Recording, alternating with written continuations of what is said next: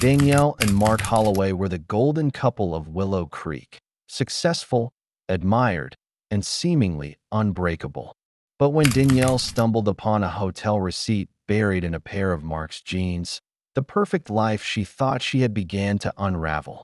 What started as quiet suspicion led her down a dark path of secrets, lies, and betrayal, until one day, Mark vanished without a trace. Behind closed doors, love turned to obsession, and obsession turned to murder. Danielle Holloway's life looked like something out of a lifestyle magazine. She had a thriving bakery that was often filled with the scent of fresh cinnamon rolls and vanilla cupcakes. Her husband, Mark, was one of the top real estate agents in their quiet North Carolina town. Their two children were well-behaved and active in school sports, and the family home, white-painted brick with dark shutters and a wraparound porch, looked like a postcard. To everyone who knew them, they were the model couple, the kind of people others looked at and quietly wished to be. Danielle had met Mark in college. She was studying culinary arts while he majored in business. They had clicked immediately. He had a confidence that drew people in, and she had a calming presence that balanced him out. They married young and worked hard to build their life from the ground up. She opened her bakery after years of saving every penny, and Mark made a name for himself by flipping homes and selling luxury properties.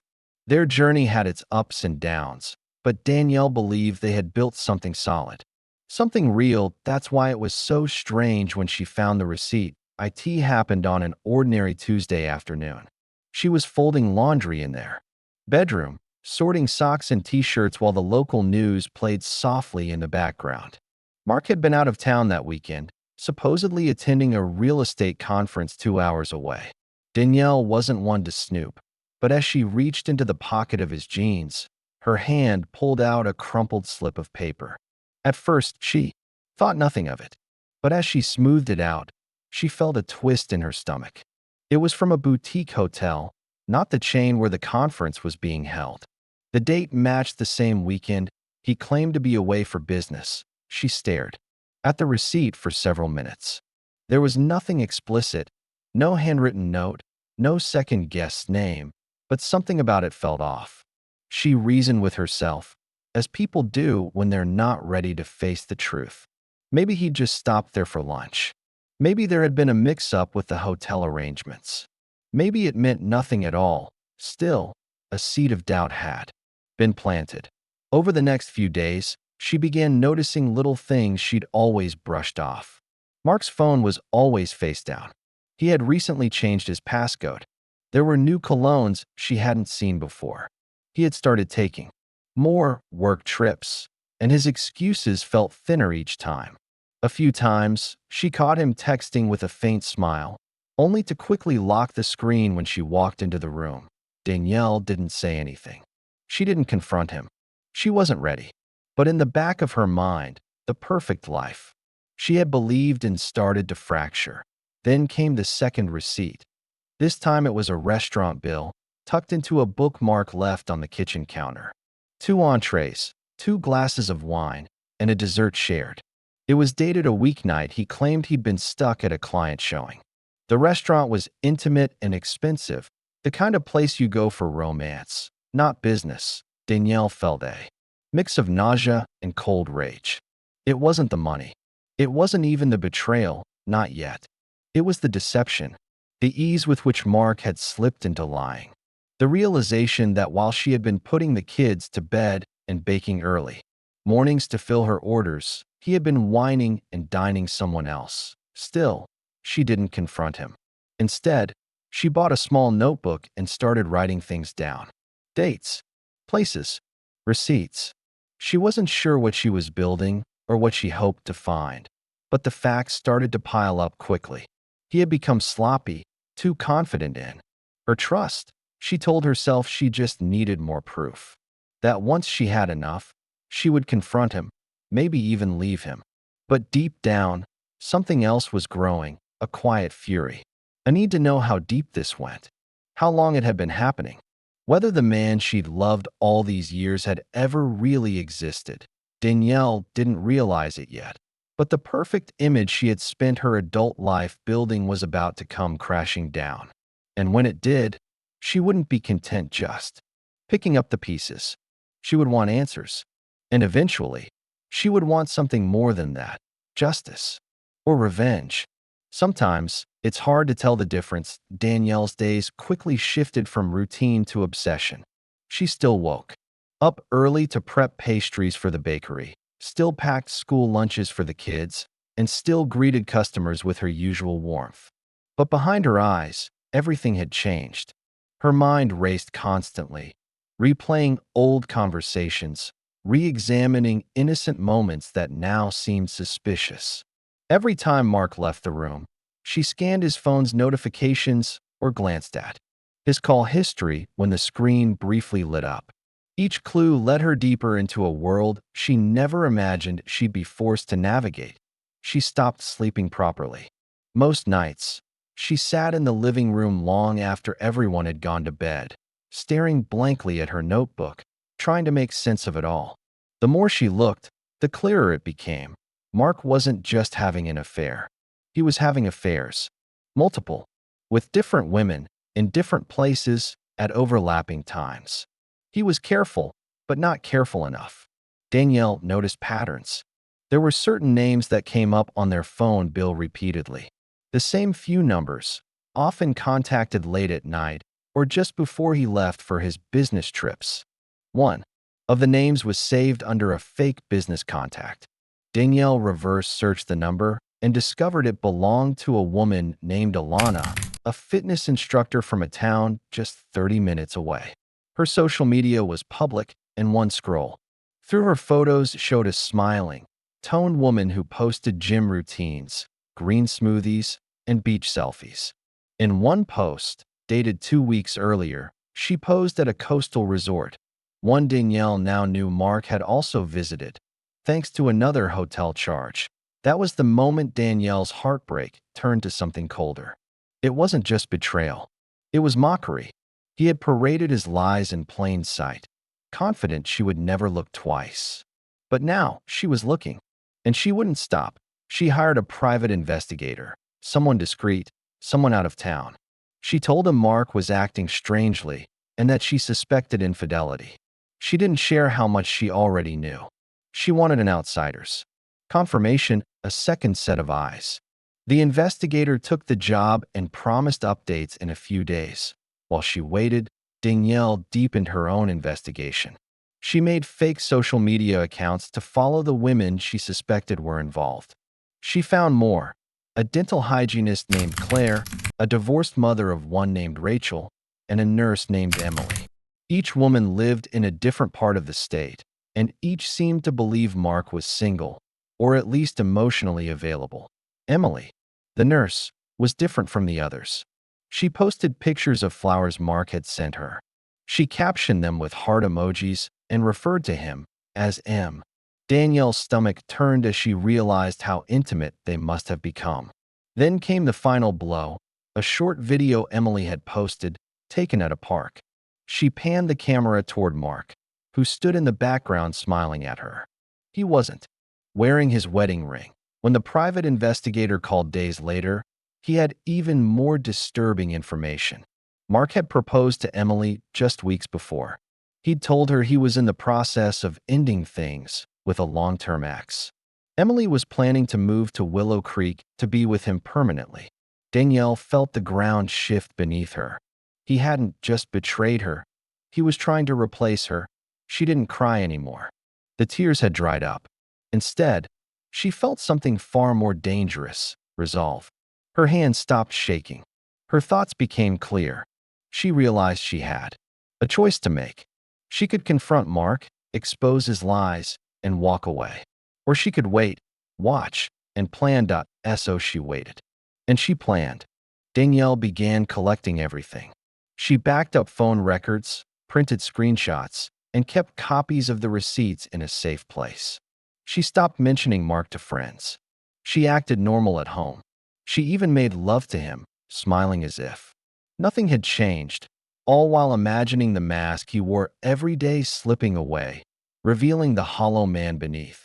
The worst part wasn't that Mark had cheated. The worst part was that he had smiled at her, kissed her, raised children with her, all while living a secret double life. And now, he was preparing to erase her completely. But Danielle wouldn't be erased. She wouldn't be another name he left behind. Mark thought he knew his wife. But what he didn't realize was that Danielle was no longer grieving. She was waiting. And very soon, she would stop waiting altogether. Mark Holloway disappeared on a quiet Friday morning in October. The sky was clear, the leaves had just begun to fall, and nothing seemed unusual. Danielle packed the kids' lunches, kissed them goodbye, and waved them off to school. Mark said he was going to look at a new property out near Lake Ellison, an old cabin that needed major renovations, but he claimed it had potential. He left around 9 a.m. in his SUV, wearing jeans, a flannel shirt, and his usual confident grin. It was the last time anyone saw him alive. At first, no one suspected anything was wrong. Mark often spent hours driving around for work, meeting clients in remote areas, or checking out properties off the grid. When he didn't come home that night, Danielle said she assumed he'd gotten caught up with a buyer or decided to stay overnight near the lake. She texted him a few times, then called. No response. By midnight, she began to worry, but not too much. This had happened before, she told herself. He would walk through the door the next morning with coffee in hand and some excuse about bad reception or last-minute meetings. But the next morning came, and Mark didn't return. Danielle made a public post on social media asking if anyone had seen him. She called his office. She contacted the police and filed a missing person report. She told friends and neighbors that she was terrified, that Mark would never just disappear like this, especially without telling her. People rallied around her, dropping off meals, helping organize search parties, and sharing her posts far and wide. Local news picked up the story within a few days. The police began an official search. Mark's phone was unreachable, and GPS history only showed his last location near the road leading out to Lake Ellison. After 4 days, his SUV was found abandoned on a narrow dirt path deep in the woods. The car was locked. Inside, everything looked undisturbed. Wallet in the glove box, jacket on the back seat. But Mark's phone was missing. The keys were gone, too. Danielle appeared on local TV that evening, her voice cracking as she begged for answers. Her eyes were red but dry. Her tone was soft and careful. She talked about how much Mark loved his kids, how he'd never leave them. The town believed her. They'd known her for years, bought cupcakes from her shop, watched her help organize school fundraisers. She looked like a woman devastated by loss. But quietly, behind the scenes, detectives were beginning to raise questions that Mark's co-workers admitted that he'd seemed distracted lately. One of them mentioned hearing a strange phone call in Mark's office just days before he vanished. Raised voices, muffled threats, something about a lie being exposed. The private investigator Danielle had hired weeks earlier contacted the police anonymously, tipping them off to the possibility that Mark had been leading a double life. Investigators started to wonder, was Mark running from something? Or someone? Danielle didn't know that police had begun tracking her digital activity. They found the fake social media accounts. They uncovered the online searches, how to recover deleted messages, how to track someone's location without them knowing. How deep can you bury a body? They discovered the notebook she kept hidden under a loose floorboard. In the closet, meticulously detailed with dates, times, places, and names of Mark's suspected lovers. It was thorough, too thorough, and it painted a picture of a woman who had been collecting information not just out of hurt, but for something more. Despite the mounting suspicion, there was still no physical evidence. No witnesses. No sign of violence. With no body, there could be no crime. At least, not yet. The case stalled. Weeks passed. Mark's disappearance faded from the headlines. People moved on. Danielle returned to the bakery, kept things normal for the kids, and acted like a woman trying to survive the unimaginable. But she knew. She always knew. She knew exactly where Mark was. She knew he wouldn't be coming back. She knew that the plan had worked, almost too well. No one had seen her drive out to the woods that morning. No one had noticed her come back hours later, covered in mud, with trembling hands. She had cleaned everything, buried everything. Mark had vanished without a trace, or so she thought. What Danielle didn't know was that a single mistake, one she hadn't even noticed, was quietly waiting to surface. And when it did, the truth she thought she'd buried forever would come clawing its way back to light. It was nearly 4 months after Mark Holloway's disappearance when the truth finally began to surface. Winter had come and gone in Willow Creek, and the urgency of the case had long since faded. Most people assumed Mark had either run off with another woman or met with some kind of accident. With no body, no evidence, and no solid leads, the case had quietly slipped into the background. Danielle continued to live her life as normally as possible. She went back to the bakery, helped her children with their homework, smiled at neighbors, and hosted quiet Sunday dinners. To the outside world, she looked like a woman doing her best to heal. But behind closed doors, she lived in a constant state of alert. She had gotten away with it, or so she believed. But that belief was about to be shattered. One cold morning in February, a local hunter was walking through the wooded area on the far edge of Bent Creek County, about 20 miles from Willow Creek. He was looking for signs of deer when he noticed something strange along the base of a hill, part of a blue tarp poking out from under the forest floor. Curious, he pulled back some of the dirt and leaves. The smell hit him instantly. Within minutes, he had called the police. What they uncovered was a shallow grave. Inside was a badly decomposed body wrapped in plastic and cloth. Despite the condition, investigators found enough identifying details to suspect the remains belonged to Mark Holloway. Dental records confirmed it within a day. News of the discovery spread fast. It sent a shockwave through the town. Danielle was contacted immediately. The image of her crumbling as she received the call was heartbreaking to anyone watching. But detectives noticed something different. There was no visible surprise. No questions about how or where he was found. She simply asked, "So it's confirmed?" Before falling silent, the police returned to the scene. Forensics collected everything. In the dirt nearby, tire tracks were found, barely visible, but preserved enough to run comparisons. They didn't belong to Mark's SUV. The tread matched. A different vehicle entirely, one Danielle owned. The tires had been replaced just a month before, but photos from her mechanic shop provided the match. Then came the second piece of evidence.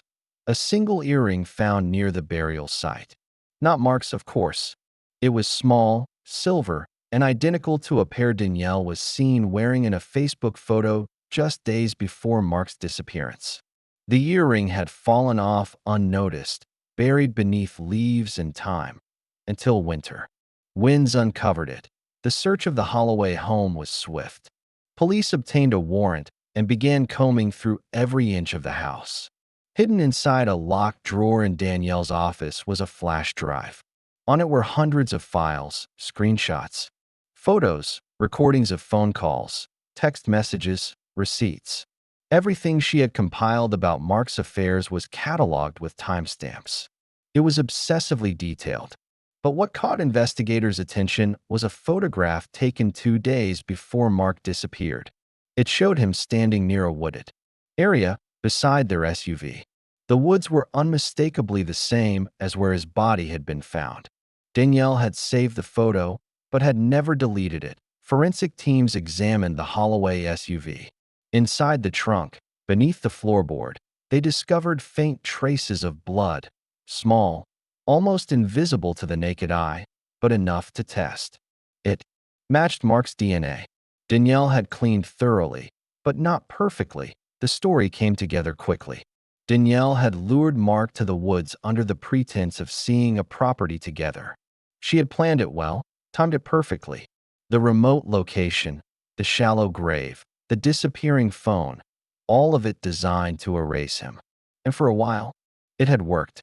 But now the truth stood waiting, undeniable and heavy.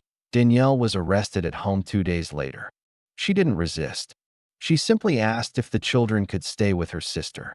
At the police station, she didn't confess. But she didn't deny much either. Her lawyer advised silence, and she followed that advice. But investigators already had everything they needed: motive, means, opportunity, and now, evidence. The perfect image Danielle had built so carefully over the years collapsed in an instant. The town watched in disbelief as she was led into the courthouse in handcuffs. Whispers turned to headlines. The grieving wife was now the prime suspect in a brutal, calculated murder. And the truth was far worse than anyone had imagined. The courtroom was packed on the first day of Danielle Holloway's trial. Local reporters filled every available seat, notebooks ready, cameras flashing outside the courthouse doors. Residents of Willow Creek came in droves, some out of curiosity, others out of disbelief. Many had known Danielle personally, bought cakes from her bakery, attended PDA meetings at her side, trusted her smile. Now, they stared at her as she sat quietly at the defense table, dressed in a plain navy blouse, hair pulled back neatly, face unreadable. The prosecution wasted no time laying out their case. They painted a chilling portrait of a woman who had spent months building a meticulous file of her husband's infidelities, not for divorce proceedings or therapy, but as a blueprint for murder. Every document she had saved, every receipt, every message, every photo was shown as evidence of her growing obsession. They argued that Danielle had become consumed with the need to control the narrative of her life, to punish the man who had shattered the illusion of their perfect marriage. They described how she had planned the murder with precision. She had chosen a remote area she knew would go undisturbed during hunting season. She had used her own vehicle, cleaned it afterward, replaced the tires, and made sure to wipe down surfaces. But what she couldn't wipe away were the details she had left behind. The blood in the car, the earring in the dirt, the damning photograph showing Mark near the very woods where his body was discovered. The defense, in contrast, took a more emotional approach. They didn't deny that Danielle had discovered Mark's affairs, nor did they hide the anger she had felt. Instead, they leaned into it. They presented her as a woman betrayed, heartbroken, and overwhelmed by humiliation. They argued that years of emotional manipulation and deceit had pushed her to a psychological breaking point. Her obsession, they said, was not premeditation but desperation. They pushed for a reduced charge, manslaughter, not murder, insisting there had been no plan, only a moment of rage and chaos. Danielle sat silently through most of the trial. She didn't cry. She didn't react to the images of her dead husband. She didn't flinch when Emily, the nurse Mark had proposed to, took the stand in tears and described how she had believed Mark was a single man ready to start a life with her. Danielle didn't speak until the final day of testimony, when she was called to the stand. Her testimony was brief and carefully worded. She admitted to discovering the affairs. She admitted to following Mark one day and confronting him. But she stopped short of confessing to murder. She said they went into the woods to talk. She claimed he became angry, that there was a struggle. Her voice never cracked. Her eyes never shifted. She showed no fear, no sorrow, only a strange calm that left the courtroom unnerved. The jury deliberated for less than 2 days. On the third afternoon, the verdict was read: guilty of first-degree murder. Danielle blinked slowly, her expression unchanged. The sentence came swiftly after: life in prison without the possibility of parole. As she was led away in handcuffs, she didn't look at her family. She didn't look at the cameras. She stared straight ahead, as if already far from the world around her. In the weeks that followed, the story dominated state headlines. True crime blogs picked it up. Documentaries were planned. Everyone had an opinion about Danielle Holloway. Some saw her as a cold-blooded killer who had murdered her husband in cold calculation. Others saw her as a woman destroyed by betrayal, abandoned by the justice she had hoped for in life. forced to take matters into her own hands. But the truth was never black and white. There was no moment of peace, no final confession, no remorse that ever reached the surface. Danielle never granted interviews from prison. She refused media requests and ignored letters from journalists. But one detail emerged from her first weeks behind bars, something passed on by a prison nurse. She said Danielle kept a single item pinned to her cell wall, a photo of her family, taken 3 years before Mark's death. All four of them smiling in front of their house, arms wrapped around one another, the perfect illusion of happiness. That was the last time, the nurse said, Danielle was ever seen crying. The case left a permanent mark on Willow Creek. The Holloway house was sold. The bakery was closed. The children went to live with Danielle's sister in another state. Life moved on, but the shadows of what happened never really left. People still speak of it in hushed tones, how a marriage that looked flawless from the outside hid something dark and deadly inside, and how, in the end, the perfect wife became the perfect criminal.